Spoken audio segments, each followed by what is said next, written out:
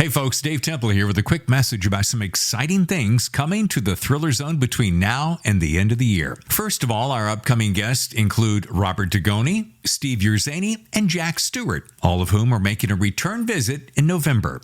Then in December, we welcome New York Times bestselling author Danielle Trussoni to the podcast with her masterful thriller, The Puzzle Box. You're going to love it. As well as enjoy a visit by our good friends David McCloskey and Adam Hamdy on separate podcasts. And as we have in the past, we wrap the year with the Dave and Tammy Year-End Extravaganza, a surefire way to welcome in the holidays, say goodbye to this year as we welcome the new year. Finally, a quick reminder, if you have a book coming out in the new year, do yourself a favor and submit your ARCs, paper only, sooner than later, as we've been booking up about 3 months in advance. And if you have an interest in sponsoring the show, either in a big way or a small way, contact us at thethrillerzone@gmail.com and do it soon. Okay, now let's get into the Thriller Zone. The word you use there that really hits home is being a conduit. The reason I went to this technique is I've heard Stephen King talk about it. I've heard Diana Gabaldon talk about it. I've heard some really successful, well-known writers talk about putting yourself in a place, in an environment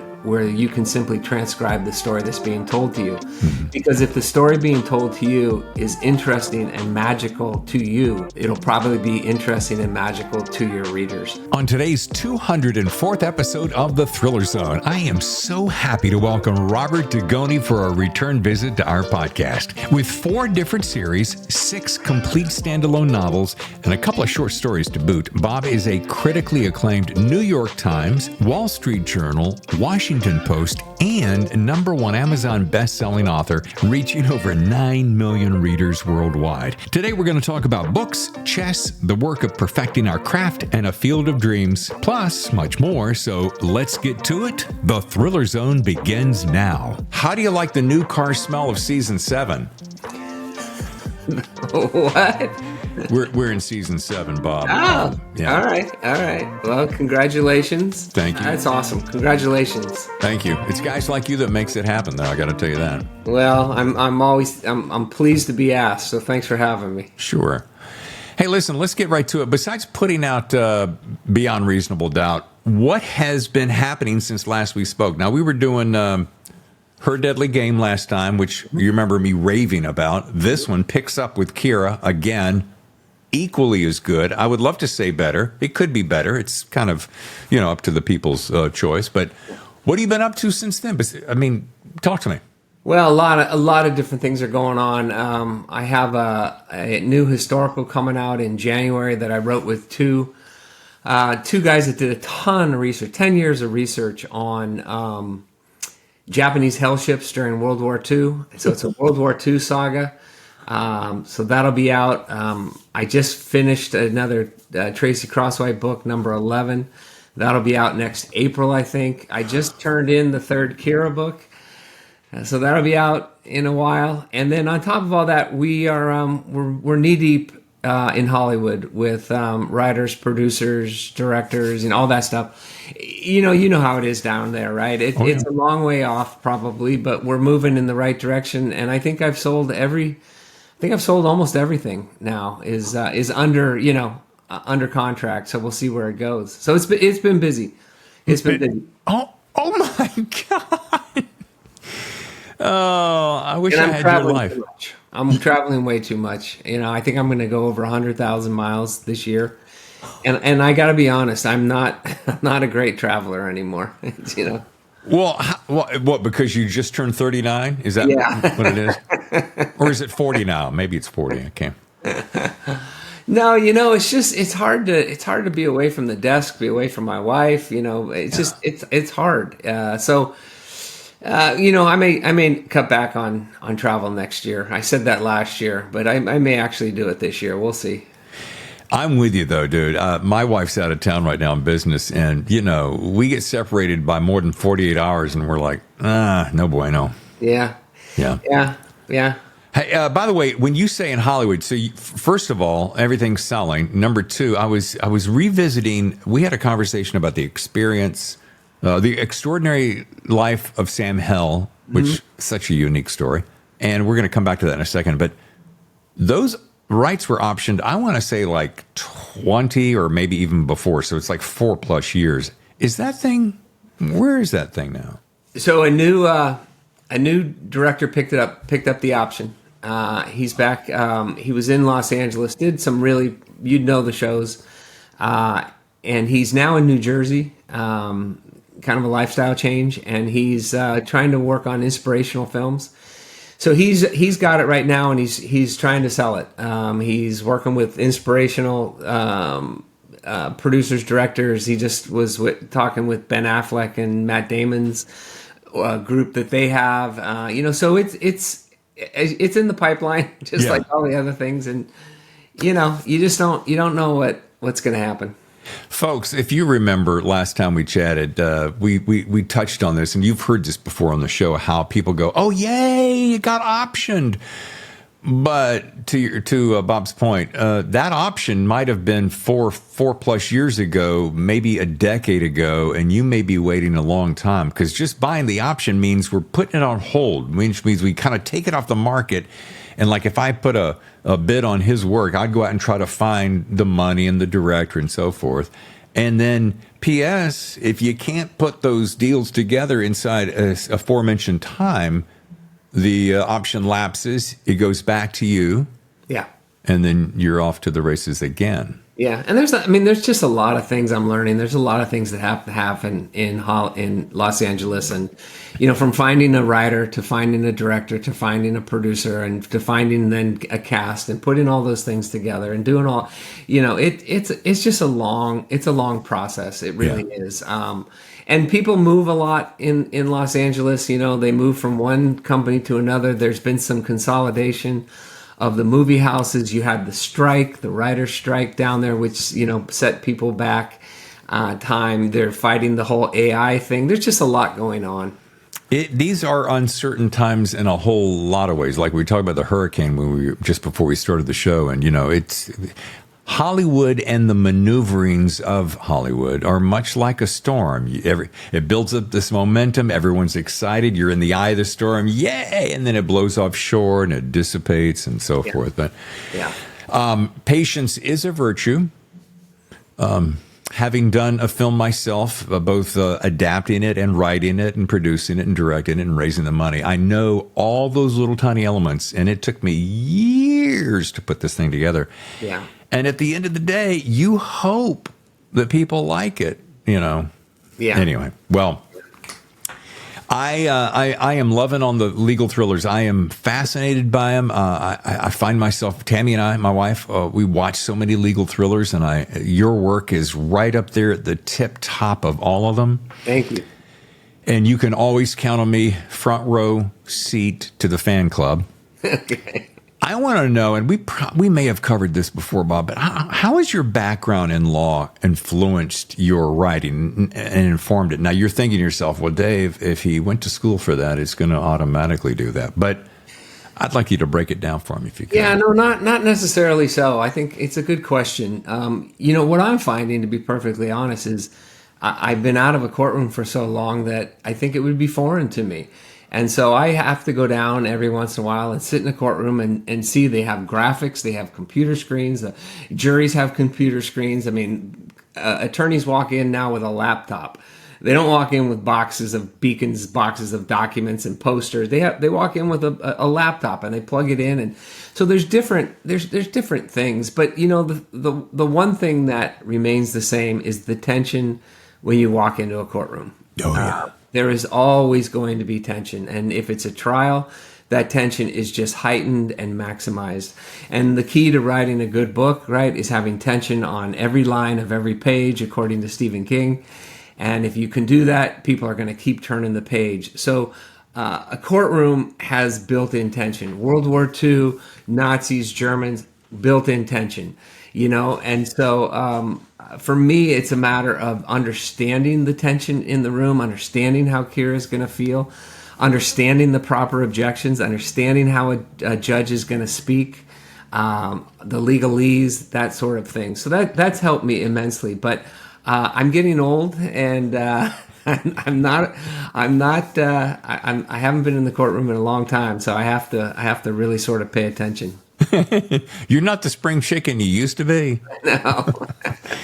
There is speaking of this, there's an idea that's been percolating on the back of my mind for some time, and I'd love for you to walk me through it. And you kind of just touched on it, but your research process for those courtroom scenes, and that's what I love. One of my absolute favorite things, especially in Beyond Reasonable Doubt, is when you get into the courtroom.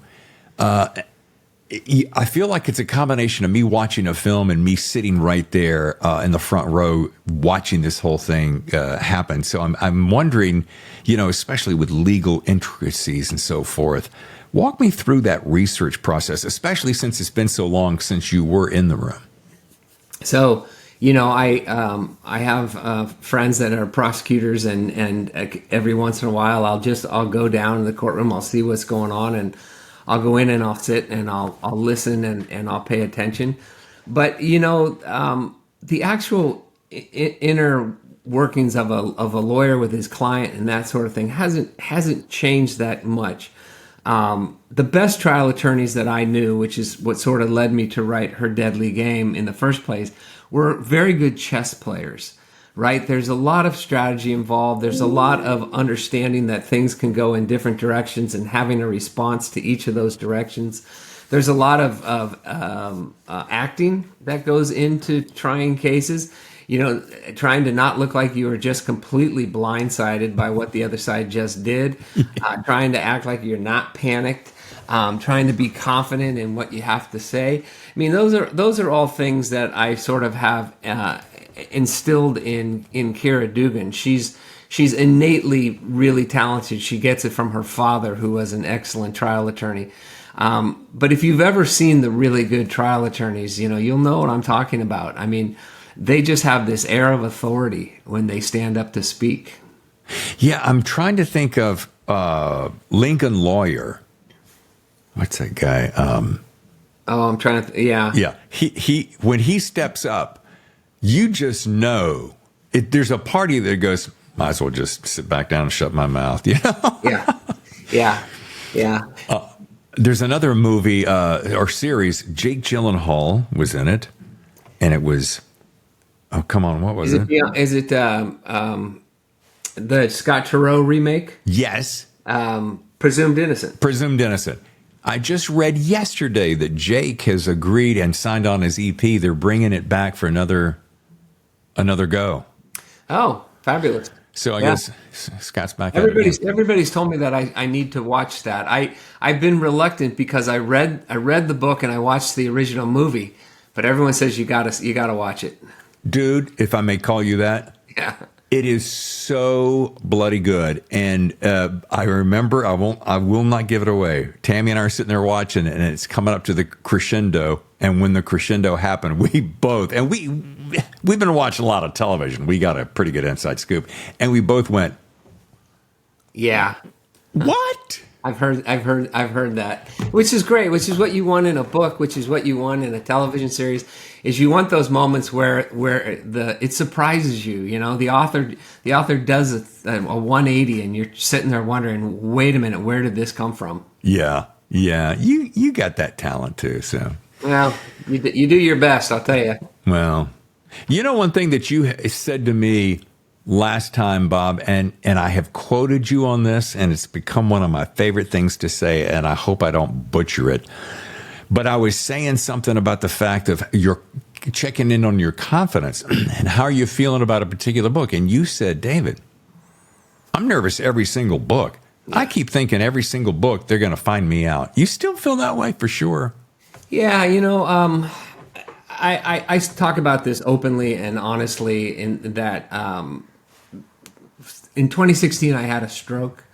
And I don't have any residual effects, but one of the things that did hit me was anxiety. Yeah. Low levels of anxiety. So I have low levels of anxiety and probably a little bit of OCD. And so every time I sit down at a computer, and Stephen King even says it, right? He says the scariest moment is when you sit down at a blank page and you think to yourself, okay, I got to fill 400 of these. So, I think it's natural for any human being at the beginning of whatever they're doing to have a little self-doubt, not a lack of confidence, but just, you don't know how things are going to go. It's like we were talking off screen. It's like going to the airport, right? Everything is seems like it's orderly until you show up and you have something in your bag you weren't supposed to have, and then you can't get through security, and then you get there and the flight's been canceled, and things happen, and you just have to deal with them. So, every book, and I think that for new writers out there, I think it's a good thing because you should feel like the book that you're writing is the first book that anybody out there is going to read of yours. And so it has to be your very best book. Yeah, that's so good. And, you've heard this phrase before, and I've had a couple of people say it on the show over these 3 years, 200 plus episodes. Congrats. And you hear this, thank you. You hear this phrase, write the book that you want to read. Yeah. And that sounds real simplistic, but it is so true. It's so funny. I have a certain flavor, a certain style, a certain speed, a certain brevity, a certain fill in the blank that I look for and I like. I'm attracted to. Your book does this in spades. A lot of times it's dialogue, but it's good dialogue. And of course, nobody wants bad dialogue, but I'm amazed at how much shitty dialogue is out there. But when you find that perfect combination, and you've got it, no smoke up your skirt, then you have to, back to your blank page comment, you got to lean back into the fact, oh, muscle memory, baby, I got this. Trust yourself. I think a lot of it comes to just trusting in yourself, right? Do you think?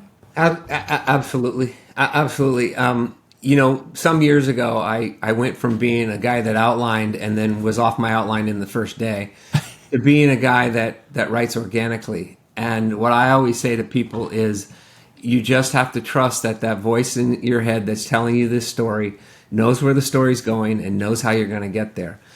When I was younger, I used to, this is funny, I used to relate it to skiing downhill. And when I would ski downhill, I wasn't a very good skier. My kids were great. My wife was great. And so I was always being tested. And I used to think of that scene in Star Wars where they're flying that ship in between that. And they're saying, stay on course, stay on course, stay on course, stay on. That's how I equate writing. I equate it to the same thing is don't stop to question yourself. Just stay on course, keep going forward, keep your fingers moving, keep typing, get to the end of the scene. Yeah. And without breaking your neck. Without breaking your neck and without sweating too much. It's so funny. And I think part of the reason I tell that story, and I say it to my friends, off mic, and I'm like, guys, just when you think you're doubting yourself, think about Bob, think about Steven, think about the other guys. Don Winslow said it one day, I don't show up every day and go, oh, here comes the brilliance. Yeah. So anyway, enough about that. As tough a question as this may be, and I'm pretty good for these, and it's kind of like picking your favorite child. But of all the books, and you gotta stack up. I don't even have enough time to read, or rather to describe all the books that you've written. But do you have a favorite, or do you have a favorite character, or do you have one or the other that you kind of use as your muse, your inner voice, like whenever you feel those moments of that you go to that character? So the one that's my favorite is I would say is The Extraordinary Life of Sam Hell. Yeah. And that's because I really wrote it in a way to sort of honor my mom. That book just has it has that, for me it's like sitting down and wrapping yourself in a blanket and having a cup of tea and watching your favorite television show. Yeah. Probably the book I'm most proud of would be The World Played Chess, and that's because it was probably the most difficult book for me to write.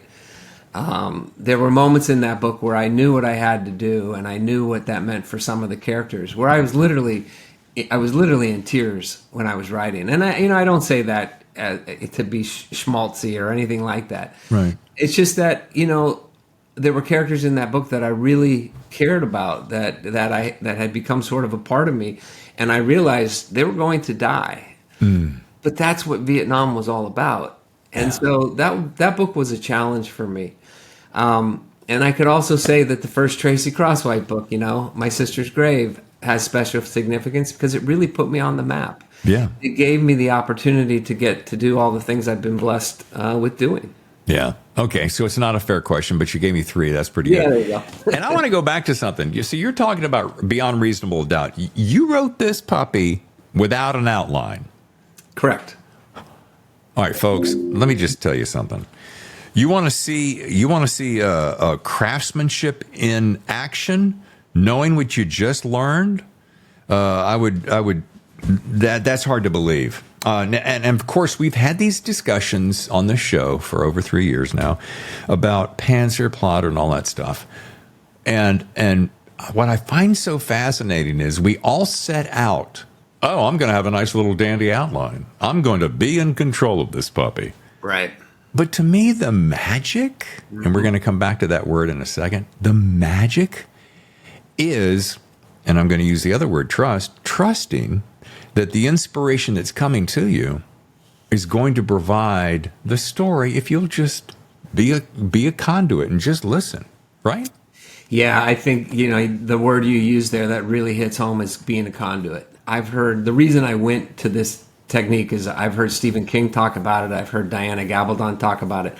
I've heard some really, really successful, well-known writers talk about putting yourself in a place, in an environment where you can simply transcribe the story that's being told to you. Mm-hmm. Because if the story being told to you is interesting and magical to you, it'll probably be interesting and magical to your readers. People ask me all the time, or people will quote to me all the time, quotes from Sam Hell or quotes from The World Played Chess, like growing old is a privilege, it's not a right. And they'll say, where did you get that? And I'll say, I don't even remember writing it. People ask me if I ever go back and read my books. I don't, but the times that I've picked them up and looked at them, I don't remember, some of the things that I've written on that page. And so I think what you said about trusting the muse, and I really do believe, as hokey as it sounds, I really do believe that in some respects we are conduits and we are telling a story that's already been written. And the best thing we can do, and Kristen Hanna told me this, the best thing we can do as writers is get out of the way. Get out. Yeah. Yeah, shut up and get out of the way. I think about the great artist of all the centuries before us. That muse spoke to them, and if they went, oh, geez, if Michelangelo said, Da Vinci said, hey, you know what? I don't know about that carving. That David guy, I think I see him shorter. Yeah, with bigger hands, or whatever. Well, you raise a really interesting question and a really interesting issue, because respecting the muse does not mean not understanding the craft. Mm-hmm. And so I always have to clarify when I say I respect the muse that I've been doing this for 25 years and 30 books. I know how a story is told. I know how a story is put together. The two greatest researchers, and the two most famous artists ever were Michelangelo and Leonardo da Vinci. They spent years studying human anatomy, human muscles, human tissue, whatever it is. They did years of it. They didn't just look at a rock and go, oh, let me put a chip here and a chip here. So, it's really a combination of doing the work you need to do to become the craftsman and the artist that you want to be. That's so well put. And, we could quote 10,000 hours and all that stuff. But, man, I saw it when I was growing up as a kid wanting to be on the radio. And I'm like, hey, I might not be cool right now, which I wasn't. And I had buck teeth and bad skin. But I'm like, I got a pretty decent voice, and that's what I want to do. I'm just gonna trust that and go for it. And that was my passion. And boom, it happened. And and here you are, right? Dreams are important, and I always talk to my kids about this. I say, find what you love to do, and find a way to make a living at it. Yeah, and that's really the blessing in life, is when you can do that, and you do have that talent, you do have that voice. So for you to recognize that at a young age and then follow that dream, that's something that a lot of people don't get the opportunity to do, and it's great when you see it happen. Yeah, well, thank you for that. And I think also it takes a pretty healthy dash of courage, and that courage came early. I think it's because I had parents who said, "Hey, buddy, follow your dreams. Yeah. You'll figure it out." That's a really good one. I use this phrase a lot too, Bob. I go, and I was using it just the other day, and someone stopped me and said, "Wait, what again?" And I'm like, I don't worry about the how. I just worry about the what. I focus on the what. This is what I want to do. I want to write a book. I want to write a book as good as Bob Dugoni's. Okay, I want to do that. How it'll happen? It'll happen. So yeah. Michael Collip, who's probably one of the premier portrait photographers in the world, and I'm not making that up. Look him up. He said to me one time, "Follow your dreams, and the money will come. Yeah. Follow the money, and you'll lose your dreams." And I thought that was really, really poignant. And I've thought about that often in my life and in my own career. I have never written a book thinking about the money I'm going to make. I've never sold anything in LA thinking about the film I'm going to make. All I think about is the story that I'm writing, and I'm doing what I love to do. And everything else, like you said, sort of the how falls in place. Yeah. Dadgum, this is a master class in making your dreams come true, people. Now, I've had some very interesting conversations recently, and I couldn't wait to pick your brain on this because you have mastered both camps, standalones and series. And so I'd like to know, I think we've talked about the pros and cons of both, but I want to say, do you have a preference between either one of those? And then I have a follow-up that's a little surprising. I don't really have a preference. I just I try to tell a good story. Whether or not that evolves into a series, a lot of times that is reflective of whether or not the reading public has taken to it and says, I want more. Yeah. Okay. And I heard this since I'm pretty sure you were with the Thomas and Mercer, aren't you? I am, yes. Okay, I don't have to check on that. I heard this, and I don't know if this is inside scoop or truth or assumption. I don't know. Have you heard this, that Amazon prefers their writers to write only in threes, meaning if you're going to do a series, only do three? Have you heard this? So what I will say this. I have never heard Amazon says that, only write in three. I will say that it is a rare series that continues beyond 3 books simply because most authors don't have enough ideas, or they don't have enough characters within the world who are interesting enough to carry a series beyond the 3rd book. And that is not a function of Amazon as much as it is a function of the writer. So when you have a series like James Bond or Jack Reacher or Diana Gabaldon's The Outlander that goes beyond Tracy Crosswhite, goes beyond 3 books, it's usually because the author has created an interesting enough character, an interesting enough world that readers want to find out more about what happens. And you can do it in one of 2 ways. Jack Reacher, James Bond, he's always the same. Yeah. The book starts, he's always the same. He never changes. And so you're getting a new story, but a same character. Or you can do what I do, what Outlander does, what other series do, whereas the character ages, the character changes, the character might get married, character might have children. And so it's new. It's new every time that it comes.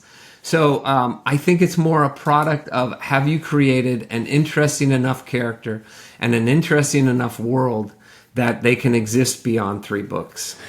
That is very nicely put, and maybe I heard that somewhere, but it doesn't really matter. I think about the very first series I really got wrapped up into, and I think it's the first. It's the first one that I'm recalling right now, when Sue Grafton came up with the Alphabet series with Kinsey Mahone. Yeah. And I thought, I couldn't wait to read the very next one because, and I don't believe, I'm not even sure she ever aged. She was just in a different situation, living in that, guest house in the back and so forth. Yeah. But you bring up a really good point, because sometimes when I'm reading a series and I'm 4 or 5 in, and I'm not mentioning any names here, I'm like, well, this feels kind of derivative of something that happened before, or this isn't really got the punch that the first couple did. And then I find myself going, okay, well, I'll keep digging into it, and sometimes I just can't. So Yeah. Here's what I have come to conclude. I was watching, it just went out of my head. I was watching the television series about Alfred, the Batman's butler. There was a series about him being in the British secret intelligence before he becomes Alfred. And it was on TV, and I loved it. And the reason I loved it is because the bad guys never died.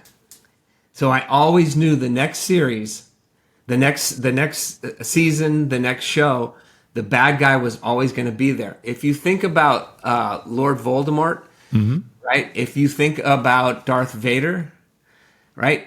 What continues in a series is not the story. The story wraps up every single episode, but what continues is the tension created by the antagonists. Oh, yeah. And that's what I think can make a story be sustainable beyond 3 books and many books is if you... So what I learned watching that series, and I wish I could think of the damn name, is I learned never kill a good antagonist.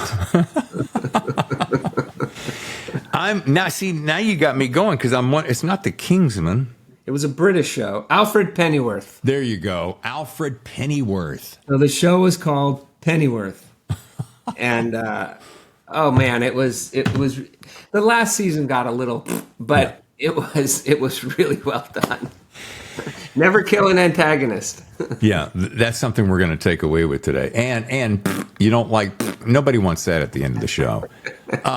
And, it's getting so much harder, Bob, don't you think, especially with the advent of the streaming overload, when you see these massive streaming shows and you're like, oh, wait, geez, you're bringing it back for another 10 episodes? No, stop. Yeah.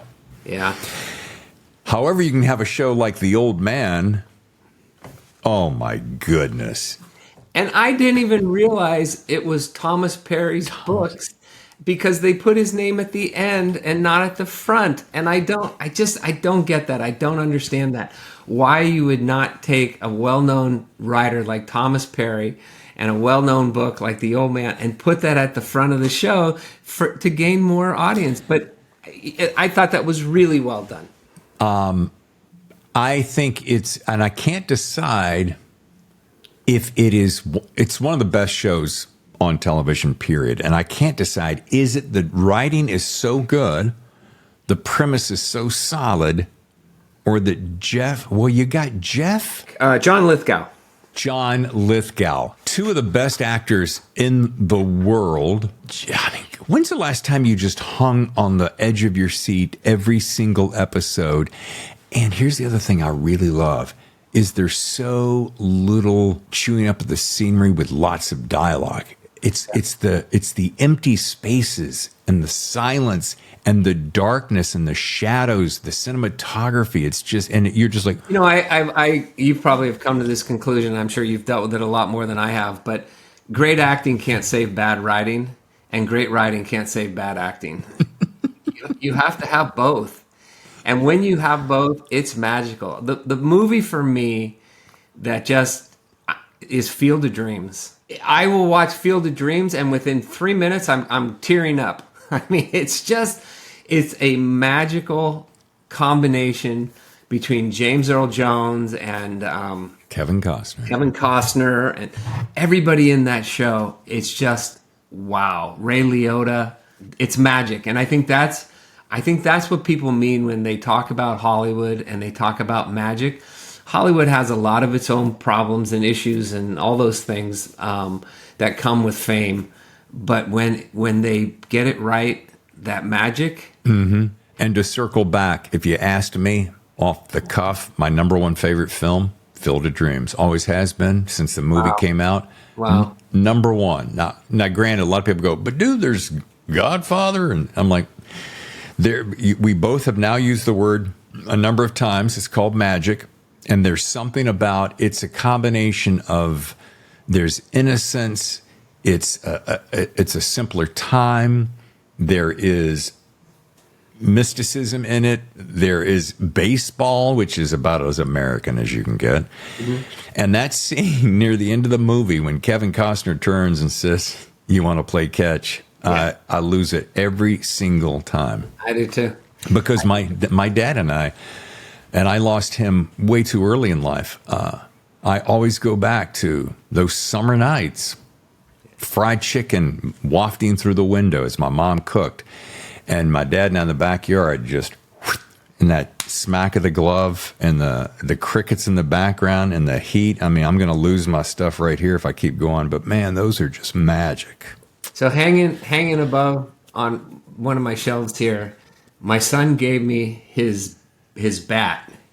He had a wooden bat that he used, and he gave me his bat when he hit after his final game. And on it, he had engraved, "Hey, Dad, do you want to play catch?" He engraved the line from the movie, and I have it up on my shelf. I love it. Yeah. Okay, as we start to wrap up, so I don't pull out the hanky here. And I always close my show, as you know, with best writing advice. You started out with good writing advice. You chalked me in the middle with some writing advice. So I think what I have to do is I'm going to have to give it a little twist. And I'm going to say, what advice would you give aspiring authors looking to blend personal experiences with fiction, much like you did as you studied chess, as you were crafting your legal thrillers? You know, I think what I would say to them is don't let reality get in the way of the fiction. If you try to make it too real, I think you begin to sort of self-edit yourself. So the reality, the thing that you bring to the story that is a part of you, like in the world played chess, you know, the summer that I graduated from high school and I got a job on a construction crew with 2 Vietnam veterans. That's the format that begins the story. But don't let it be the story. If you're writing fiction, be open enough to what the characters want to do and what the characters want to say, because otherwise you begin to put constraints on your characters, and that's what we've been talking about this whole episode. Mm-hmm. You put constraints on your characters, and they can't just live. And if your characters can't live, they're not going to be real. So good. You know, one thing about talking to you, Bob, I always walk away going, I could have talked to him for another hour. And I appreciate I enjoy it. I always enjoy it very much, David. Thank you. No, thank you. And I know that we were trying to get a face-to-face, and I think you were at a wedding or something. Somehow our schedules didn't align, because next time, I don't want to say promise me, because that's putting too much pressure on us, but man, if I got to come up to Seattle and sit down with you, I'll do it. Well, we're not that far away, like you said. And this time, I wished it could have worked. It's just, you know, we flew down for a wedding, had an event Friday night, a thing all day Saturday, and then we had to go to a 90th birthday party Sunday up in Newport. So it just didn't work out. But I'm not that far away, and I'd love to do it. Yeah, we'd have a lot of fun.